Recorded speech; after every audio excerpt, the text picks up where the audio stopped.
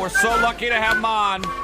Fresh off a primary win last night in our own state of Ohio.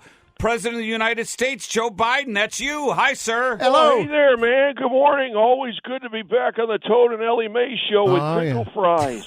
Hey, just to show my commitment to bipartisanship, I'm going to go back to using illegal as a noun. Illegal.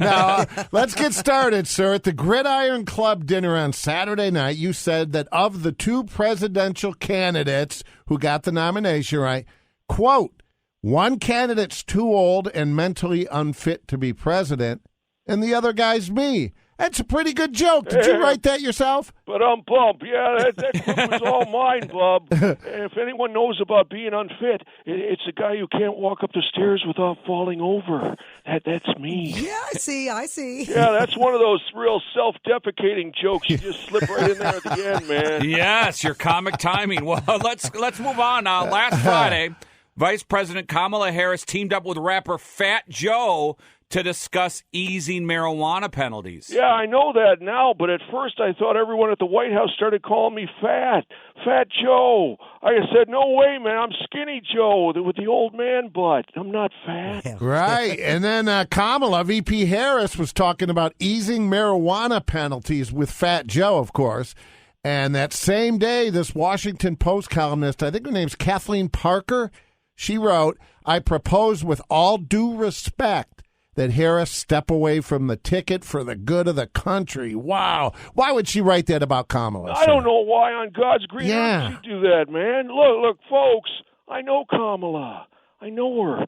And Kamala has no problem taking a day off from shoulder pad shopping to tackle crucial issues. Yeah. She'll do it. And if Mr. Fat Joe Rapper could have just sat the writer from the Washington Post down and blown a couple bong hits in her face, none of this would have ever happened. Okay, all right, let's just move on.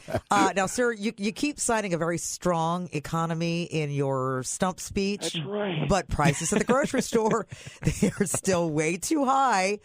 For the most consumers. In some cases, costs are up like 25%. Hey, look, honey, you all underestimate me, man. You underestimate. And when I say that, I mean the number of times I can fall asleep during an economic policy meeting. All right, President Biden, come on, answer the question. How do you rationalize these high food prices with your Bidenomics narrative? Oh, it's actually a lot easier than you think, Jack. I say in every speech in my economic plan, saving the average American over $3,000 a year in grocery store costs. What? And I say that with conviction and a lot of sincerity. Yeah. And then I shuffle off stage and leave before anybody can check the facts and find some crap to throw it.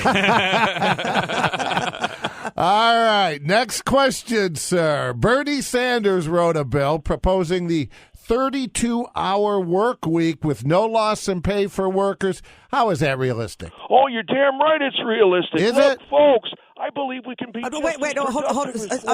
I'm sorry, sir, but King Rich tells me we actually have the senator himself on the other line. Hey, good morning, Senator Sanders. Yes, good morning, Torg and Elliott. It's a pleasure to be on here with you. Everybody should have the opportunity to call into the Torg and Elliott show, not just the top 1% of prize pigs. Yeah. You tell him, Colonel Sanders. Now, what about suggesting is nothing more than a very simple change. Simple change where we take the basic 40-hour work week and cut it down to 32 hours by getting rid of lunches and all breaks.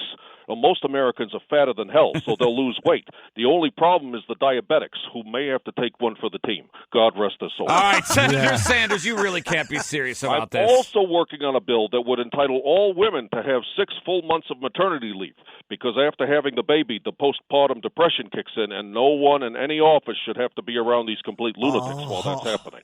Wow, Bernie Sanders, I think you made your point. Jumped a shark, man.